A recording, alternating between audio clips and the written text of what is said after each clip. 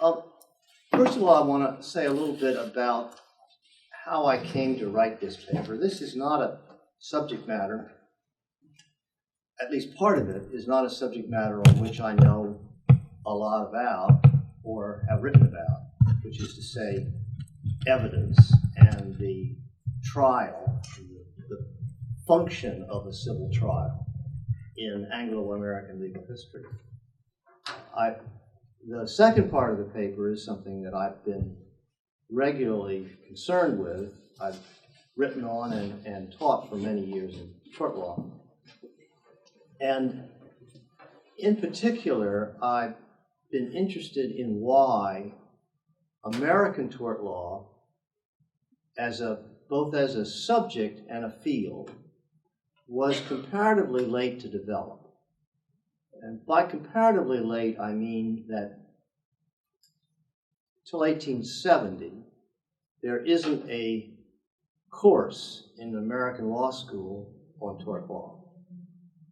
There isn't a case book in American tort law until the first edition of which is 1859. There isn't a body of scholarship on tort issues until Oliver Wendell Holmes, at that point a practitioner in Boston, begins writing essays in the American Law Review on torts. And there isn't a lot of the sort of tort litigation that becomes characteristic in the late 19th and early 20th century, namely personal injury litigation in which the primary basis of the lawsuit is in negligence. There aren't really a lot of what Holmes in his work calls modern negligence cases. The term negligence is associated, to the extent it occurs in American law prior to the Civil War, it's associated with a particular neglect of a pre-imposed civil duty. That whether that's a duty that's statutorily imposed or more commonly at common law, but it's only imposed on certain sorts of persons, innkeepers, towns, and the theory is landowners, and the theory is that these persons, unlike the rest of society, have an affirmative duty to take care to behave reasonably so as not to injure others. But the idea that everybody in the public has that sort of duty to everyone else is not a theme that is surfaced in American tort law and doesn't really surface in any kind of widespread fashion until the 1880s. Well, prior scholars have recognized this phenomenon, the late emergence of tort law, as an independent field and subject, and advanced some explanations about it. In fact, I'm one of them. I wrote about this in a 1980 book called Tort Law in America. And my argument in that book was in part a reaction to what has been the dominant argument in American scholarship for why tort law emerged when it did. The dominant argument was put out by Lawrence Friedman in the early 1970s, but it actually built upon work that was earlier, goes back to the 1930s, and was prominent in some legal essays in the 1950s, which is that tort law is a product of the Industrial Revolution. That once you get industrialization and you get workplace accidents and you get railroads and you get streetcars, then you get more personal injuries.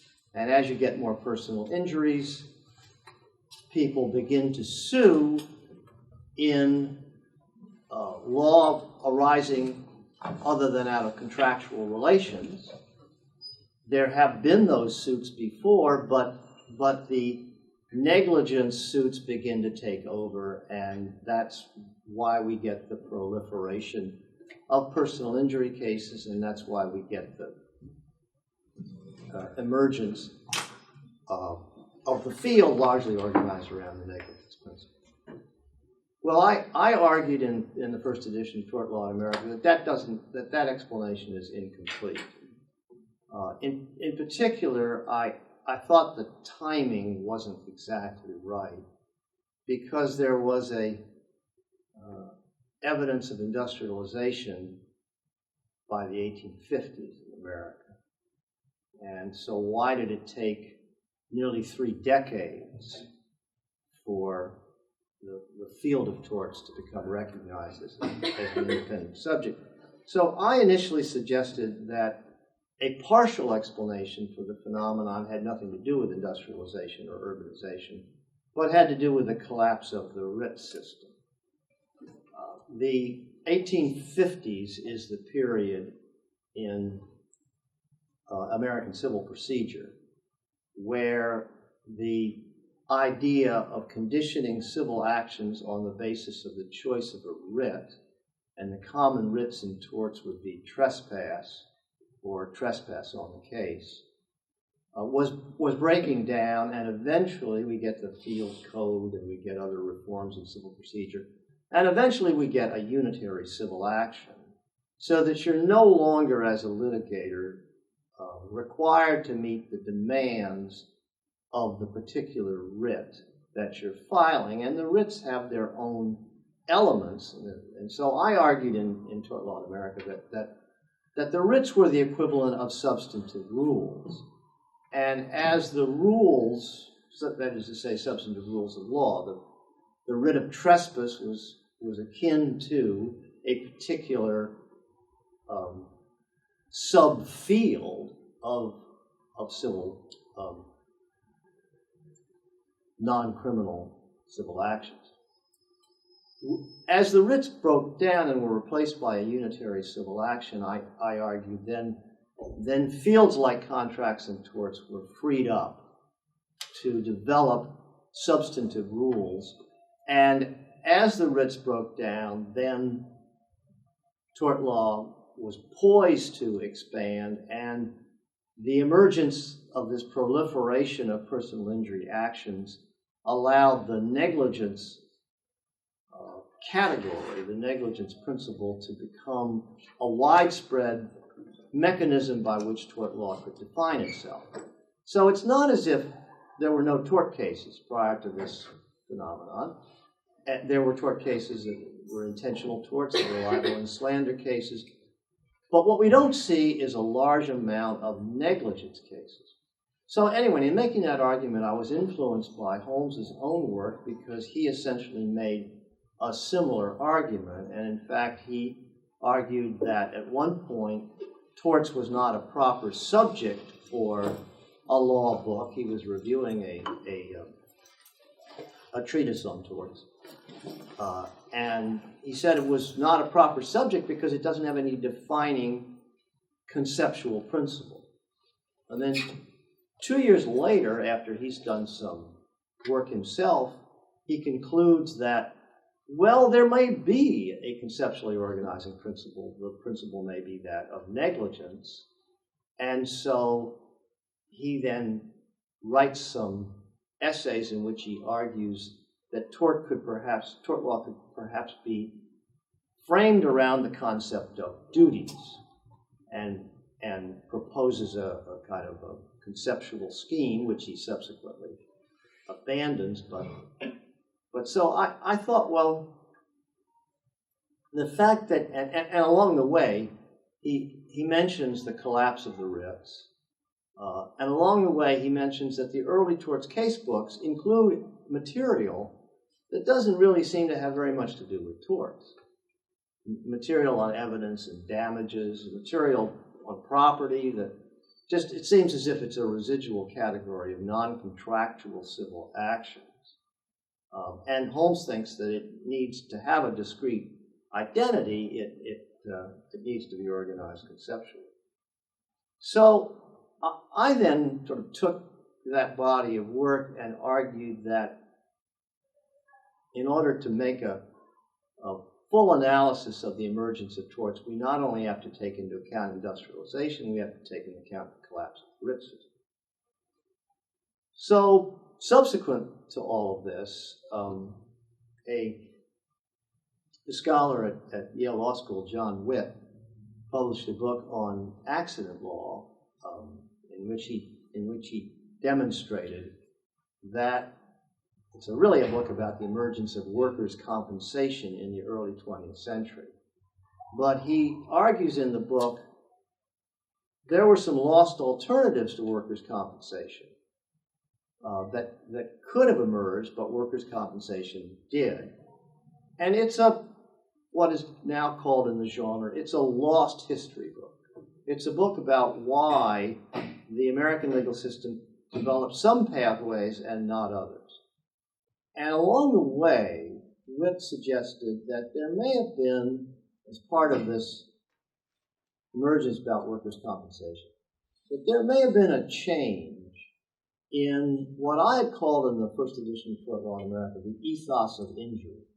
That is, there may have been a radically different attitude toward the role of the state or the legal system to compensate people for their injuries, as opposed to a system in which people just suffered injuries and treated it as bad luck or fate, and their compensation was largely provided by private sources if they were compensated at all. Witt argued that in order for workers' compensation to develop, you have to have a revised attitude about the role of the state in compensating people for injuries that were not their fault. So I thought that this may well have had some causative weight in the emergence of tort law. But the difficulty was that there really isn't any direct evidence suggesting that commentators in the period in which tort law emerges are writing articles or courts are making decisions in which one sees this altered, what I call ethos of injury, this altered consciousness about compensation. So, in short, I and my co-author, Ken Abraham, were both on the faculty at the University of Virginia School of Law. We both have torts for our entire careers, and Ken has himself written a number of articles on tort law. And we both sort of started chewing this around and thinking, well, maybe something else is going on. About 8 years ago, Ken was working on a book on the relationship between tort law and insurance. And in the process, he discovered something that I didn't know anything about. He discovered what we call the witness disqualification rule. That is, he discovered a world which stretched back to the 1700 at least, very likely earlier, and was in place until the 1850s in both England and America, in which many of the participants in civil trials were disqualified. Actually, the term was deemed incompetent to testify because they were treated as having an interest in the proceeding. Now, the term interest ended up over time being narrowed to mean pecuniary interest. But it was not necessarily a direct pecuniary interest in the sense of one being a litigant. It was any person who might benefit in one fashion or another from the outcome of a trial. These people were deemed incompetent to testify. Well, the most prominent examples of incompetent persons were plaintiffs and defendants. So what we stumbled on, really, was a world in which, in the average civil trial, the plaintiff and defendant cannot testify. Now, if you imagine some other fields, if you imagine contract law, for example, or for that matter, defamation suits in torts, there are some instances in which the absence of party testimony would not have been fatal to the lawsuit, because there would have been written evidence from some other source. There would have been written evidence of a contract. In a libel action, there would have been the statement of the libel itself, although the defendant wouldn't be able to testify about the statement. Or the plaintiff, the plaintiff could testify, could introduce evidence as to what the statement was. Somebody else could read the libel. So you can imagine that might have had less significance. Contract law, you've got a written document. You can introduce that. You don't have to be a party to introduce that. But what about personal injury actions in tort? If you imagine that you have a world in which personal injury actions are beginning to proliferate because of the increased exposure of members of the population to instrumentalities that might injure them, work at factories, railroads, streetcars, carriages. If you can imagine that the original hypothesis about industrialization has some salience, that personal injury actions are going to proliferate if you have more entities in society that can injure persons in a non-criminal fashion, then how are these parties going to testify about the circumstances of their injury? How are plaintiffs going to describe the details of how they were injured if they can't testify? How are plaintiffs going to, let's assume that it's a negligence action, and so the standard is reasonable conduct under the circumstances. So you're evaluating the conduct of a defendant against a reasonable conduct basis. Well, how can a plaintiff describe the conduct of a defendant if the plaintiff can't testify? And how can the defendant justify his or her own conduct if the defendant can't testify? Now, you may say, well, the way to do this, of course, would to bring in witnesses. But two problems with that. First, the witnesses themselves may be interested parties. Suppose they're employees of the defendant. Suppose they're relatives of the plaintiff. Now, to be sure, interested means pecuniarily interested, but still, you can imagine that narrows the range of possibilities.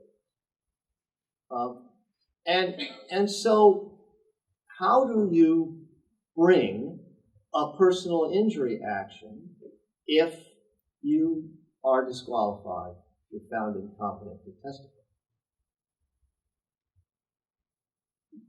Well, what we found was suggestive. First, the witness disqualification rules begin to be criticized in England in the 1840s and in America in the 1850s. And actually, some of the criticism, American criticism, is earlier than that or informed by the English criticism. And what you get once the rules are criticized, the rules are criticized primarily on two grounds. The principal justification for the witness rules was concern about perjury. I'm going to talk more about what we believe that means for the early civil trials.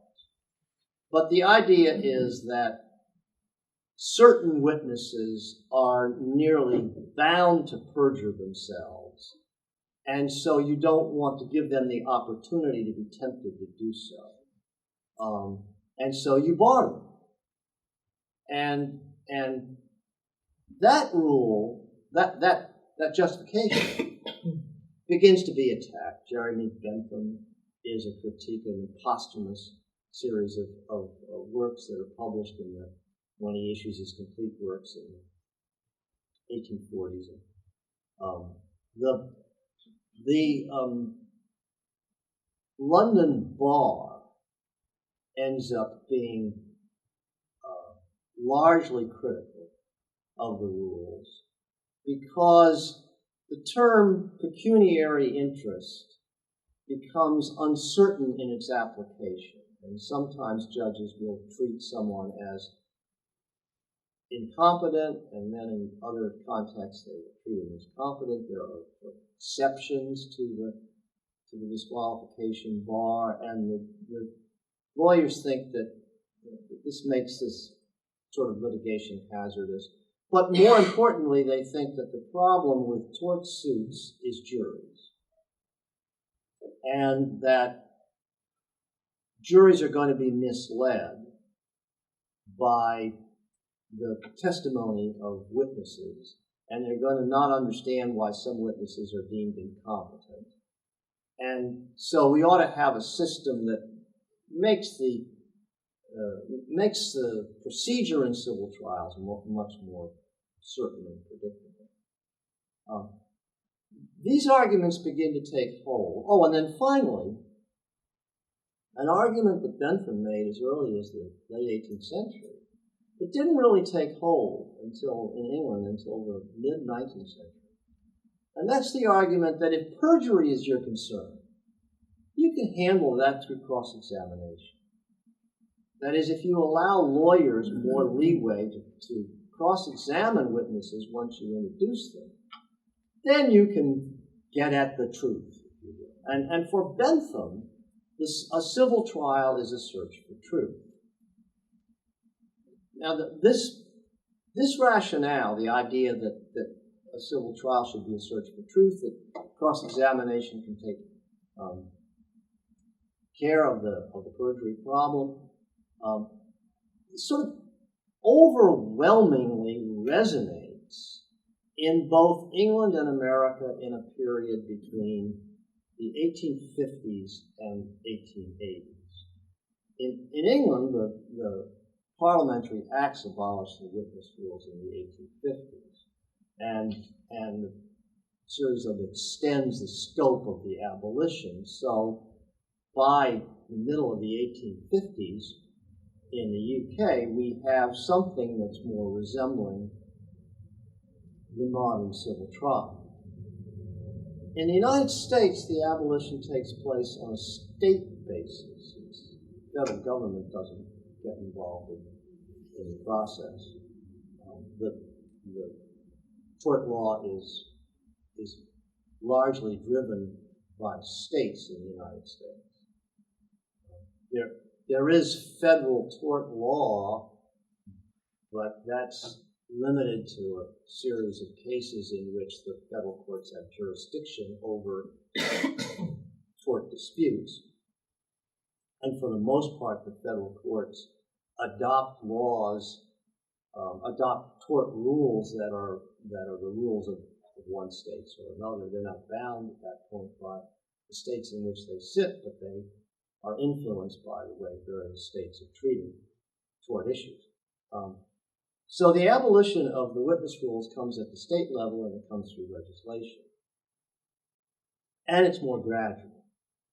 So the first American state to abolish the witness rules is Connecticut in 1848. Between 1848 and 1874, a great many states have abolished it, but we still have new states coming into the Union, and each abolition of the rule is done on a legislative basis. So the rules are still extant in some American jurisdictions until 1894, but by 1894 they've all been abolished. And we have the equivalent of a modern trial.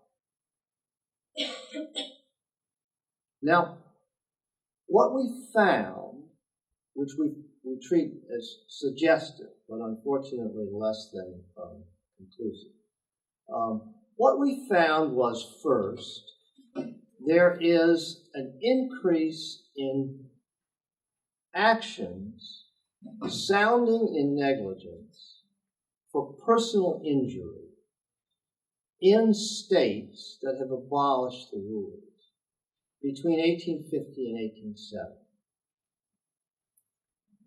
When Sherman and Redfield issued the first American treatise on negligence, they collect a great many cases. And we read the first edition and looked at their case citations for personal injury actions in negligence. And we found that the overwhelming number of cases that they cited had taken place between 1850 and the time that they published the first edition, which is 1868. And the overwhelming number of those cases had taken place in states that had abolished the rules. We also found that pain and suffering damages had been largely non-existent in negligence cases prior to the 1860s. But by the third edition of Sherman and Redfield's treatise, which is the 1880s, there are a fair number of cases in which the plaintiff sued and included in his or her damages a component for pain and suffering. And the courts have begun to rule on the eligibility of people to recover pain and suffering damages, and Sherman and Redfield have calculated this. We found this suggestive as well. Because how are you going to describe pain and suffering if you're incompetent to testify?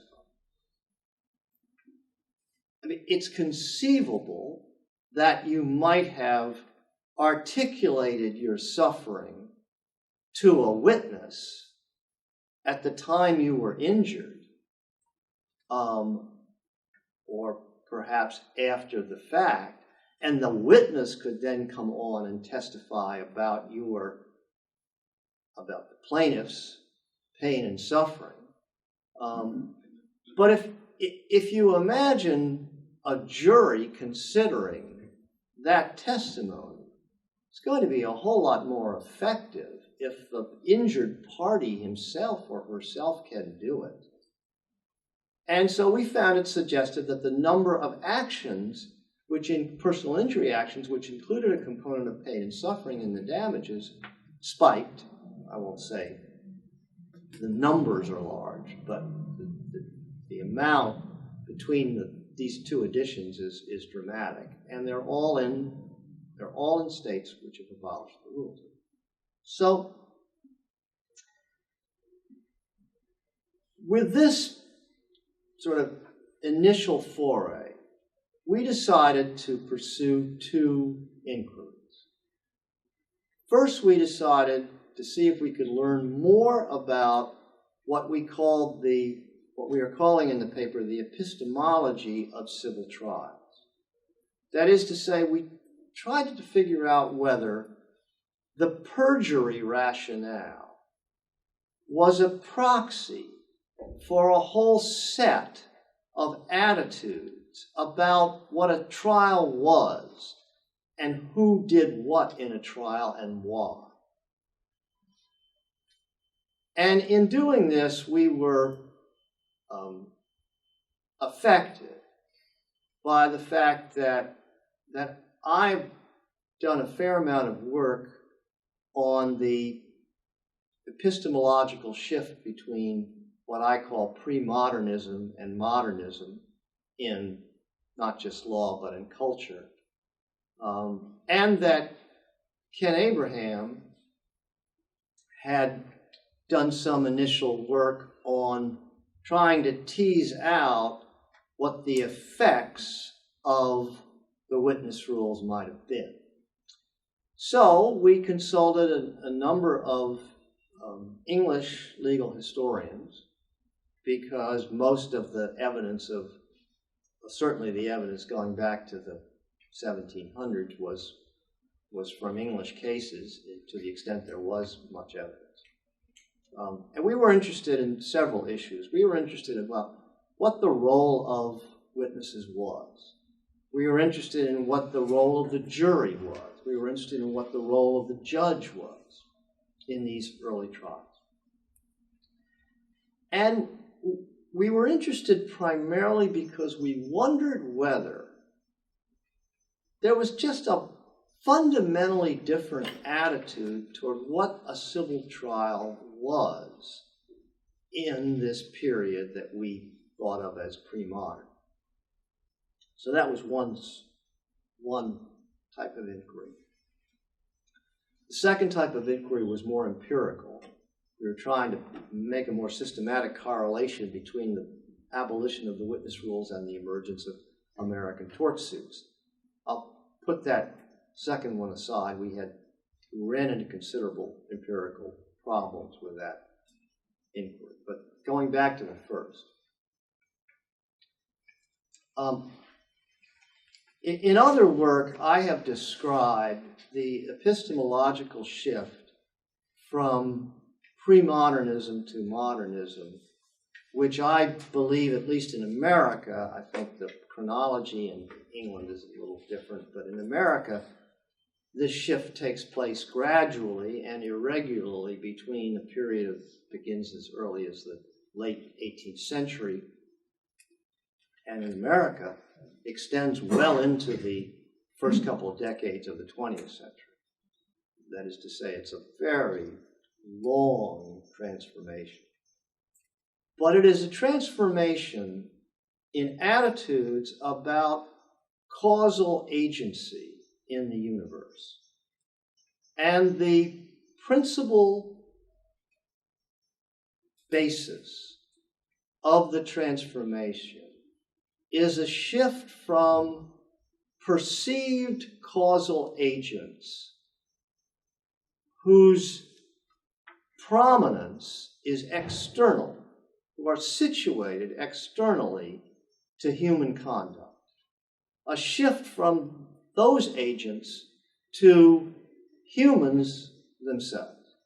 Humans exercising will, humans holding power, humans making sense of their experience, humans fashioning policies, humans controlling their destiny. Now, I should say a little bit about why I have been interested in this in the first place. As a legal historian, I've always believed that change in legal history is a process that I would describe as dialectical. It is not simply a response. Law does not simply respond to its external context. Law also is made up of decisions where the decision makers perceive that context in a particular fashion. So, in other words, legal change is not just about what goes on, it's the framework, the intellectual boundaries under which actors at a certain period in time perceive what's going on. So when I'm talking about the change from pre-modernism to modernism, I'm talking about not only changes in the larger culture, which we might call the emergence of modernity, that is to say, tangible features of the world, industrialization, urbanization, secularization, but how those changes are perceived. And for me, what is at the center of the shift is the sort of gradual realization by human actors who are thinking about their external world and how to make sense of it, that some of these entities to which they have attributed great causal significance may be less significant than previously thought. Among the entities are God, a relatively fixed system of social status, social rank, social order, nature, that is the idea that there are forces of nature that overwhelm humankind and cannot fully be resisted or shaped. The idea that history, the history of a culture, mirrors the history of the human from birth to maturity to decay to death, so that nations, cultures, go through the same stages. There is a cyclical process to history, and humans are relatively powerless to break the cycles. If you look at the attitudes of the founders of the American Constitution, they have clearly got a cyclical view of history. They believe that the republic that they're creating is bound to disintegrate and decay over time. They're simply trying to ward off the process as far as possible. They do not believe, as moderns do, that history is a process of qualitative change over time, and so therefore generations can actually progress, that life can be made better, that human policies can be improvements on the past. So now what is intriguing for us in this scenario is that one of the pre-modern entities that is perceived to constrain humans is law. Law is conceived of as a body of timeless principles.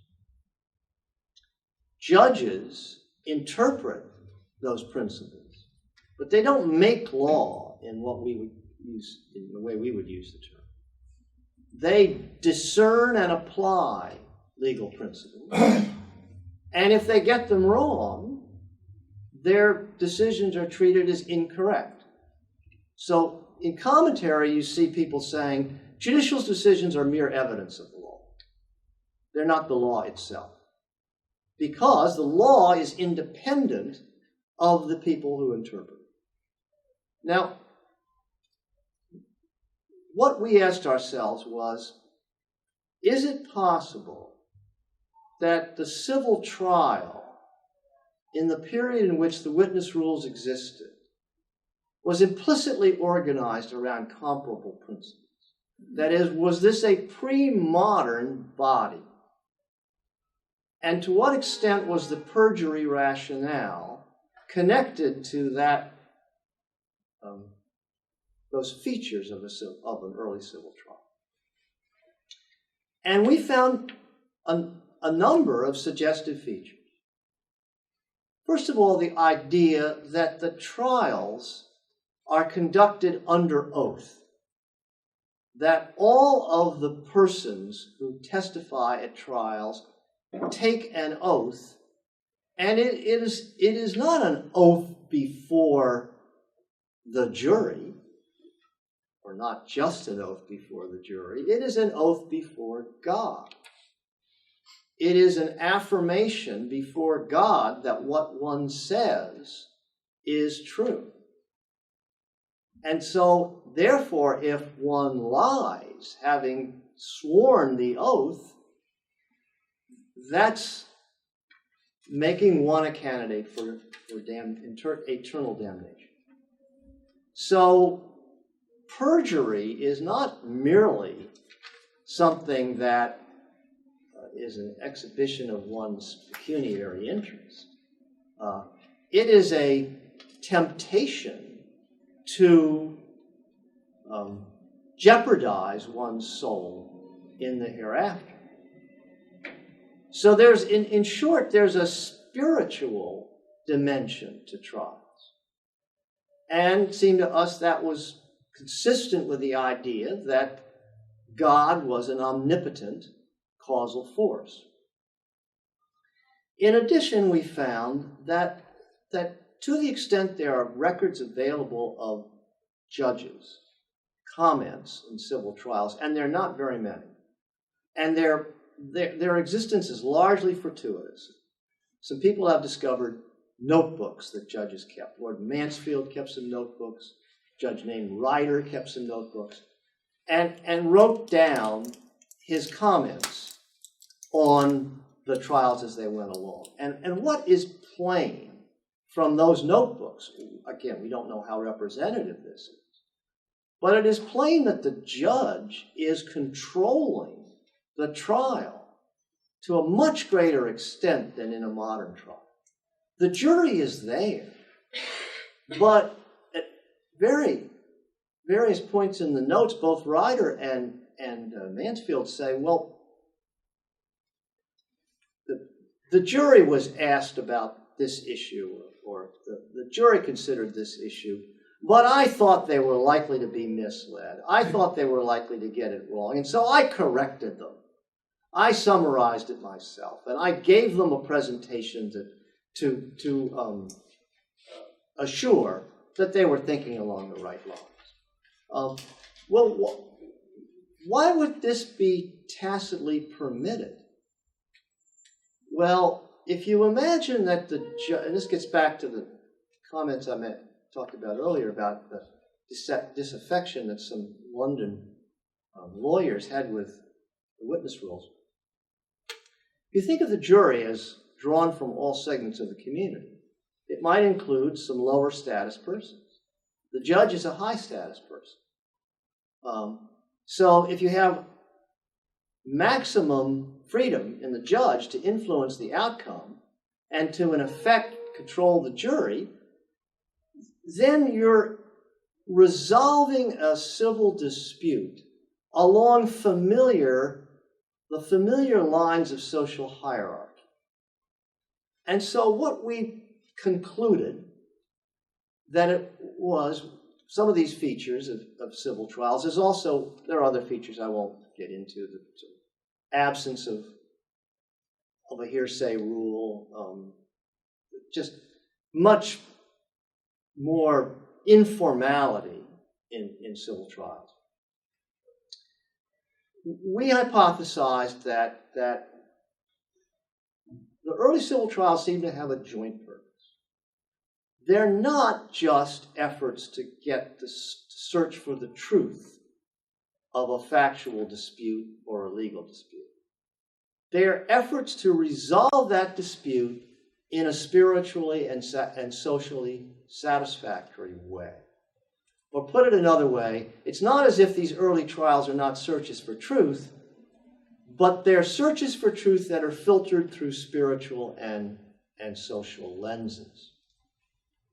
And so, the other side of that hypothesis is, when those attitudes are discarded, one might expect that the perjury rationale takes on much less significance, and that the idea of cross-examination of witnesses and a greater role for the jury might take on expanded significance. That is, if you believe that humans, through the aid of evidence, science, and their own abilities, can ferret out the truth of disputes, then you don't worry too much about perjury, because human lawyers can cross-examine, and judges can rule on points of evidence, and juries have more opportunity to inform themselves. And so one can understand how, if there is this beginning of a shift in attitudes toward law, spirituality, and hierarchies of social rank, if these entities are giving less causal significance in the universe, how the main rationale for the witness rules might have been regarded as not so important anymore. So, with that background, we thought we were in a position to see to what extent we could document, more than these earlier suggestions I made, some kind of statistically significant correlation between the abolition of the witness rules and the emergence of tort personal injury suits in American jurisdictions in the period between the 1850s and 1900. And there's absolutely no evidence, absolutely no, it's incontrovertible that personal injury cases spiked in this period. They particularly spiked between 1880 and 1900. They are the dominant kinds of tort suits in American jurisdictions by 1900. And they're almost non-existent. That is, personal injury suits and negligence are almost non-existent in the 1850s. So what we were hoping to find was evidence that we could make a statistical correlation by showing the growth of personal injury suits and by further showing the prevalence of party testimony in those suits. And we basically ran into a very formidable empirical barrier. And the barrier was, in order to find out what's going on in a civil trial, that is, who's testifying about what, you need evidence of that trial. And you need evidence of that trial which is recorded by someone with legal training. And the short answer is that just doesn't exist in any sustained fashion in American state courts in the period where we were searching.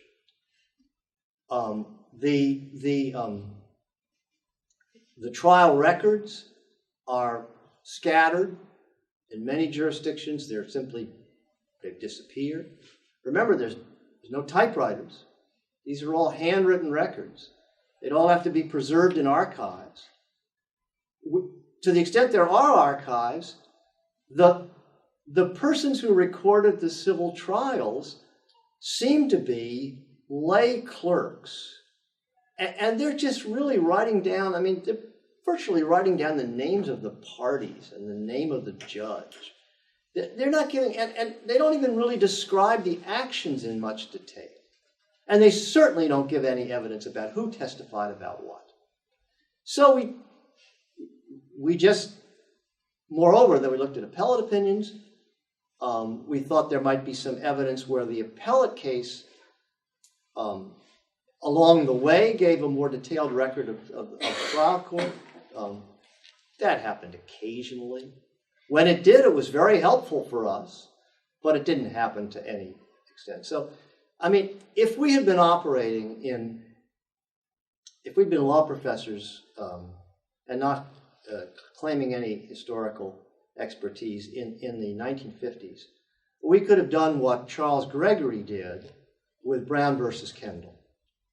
Brown versus Kendall, as you may know, is one of the first American cases in which an American judge talks about the necessity of bringing a tort action, as Chief Justice Shaw says, in fault, as well as in intent. But it's a dogfight case. And the case has become a classic of American tort casebooks. It's anthologized as the first major modern negligence case. It's not that case at all. It's been misunderstood by tort scholars writing casebooks. But along with Brown versus Kendall is routinely trotted out an excerpt from an article that Charles Gregory wrote, in which he says the sentence that is customarily repeated. While it is pure speculation, one of Chief Justice Shaw's motives in discussing the negligence principle may have been the protection of infant industries that were emerging at the time.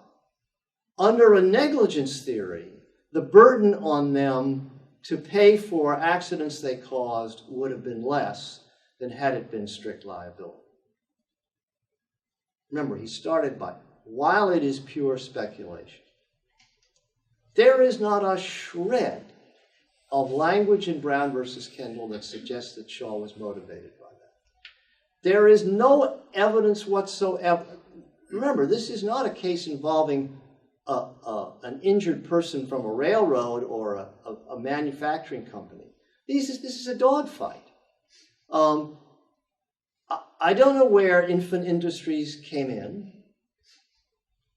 but Gregory, writing in the 1950s, thinking, well, I can understand how the negligence principle might be understood as a subsidy to industry, so it must have been on Shaw's mind. Well, unfortunately, in the 21st century, in American legal academics, and I'm sure in the UK as well, you can't just fashion hypotheses and say, while it is pure speculation. I mean, if you're trying to document something, you have to have some correlative proof, and we don't. We believe the hypothesis makes sense, but we're unable to document it across a range of cases, and we believe that no one will be able to do it unless a treasure trove of records that we missed emerges. So, in the end, this isn't a project that realized one of its major goals. It is, however, a project that confirmed, at least for us, that the transformation of the civil trial, that a transformation took place, that the witness rule disqualification episode is an illustration of that transformation, and that we believe that a good argument can be made that the transformation was produced by a series of epistemological attitudes that were in transition. Now, the last part of the story is, if this was all so significant, how come nobody knows about it? That is, how come the average modern torts teacher, even the average modern evidence teacher, is largely unaware that there was a period in which parties in civil cases could not testify if they were interested? So to get at that a little bit, we used John Wigmore, the great American evidence scholar, treatment in 1904 of the witness rules. Whitmore has a lengthy account of the witness rules. He's one of the last people to talk about them. And he describes them in great detail. And he critiques them. Says that they're the product of a superstitious period where we operated under the dead weight of the oath, where people were emotional rather than rational. Now we have cross-examination, the greatest scientific evidence, the greatest machine to ferret out the truth in the history of man. Now we can let people in and let cross-examination do the work. Now we can fashion our own evidence rules. Now we can modernize evidence. Indeed, that's what Wigmore's treatise in the first edition is all about. Well, between 1904 and now, what we believe has happened is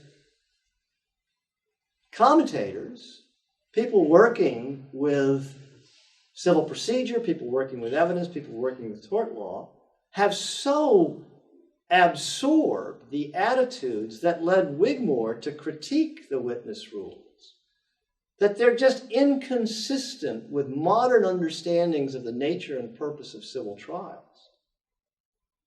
That they've disappeared. It's hard for moderns to imagine that there ever was a time where these rules were in place because they seem so alien. They seem so radically different from our own conceptions of civil trial. Well, that seems to us to be confirmation of the epistemological shift that we were talking about.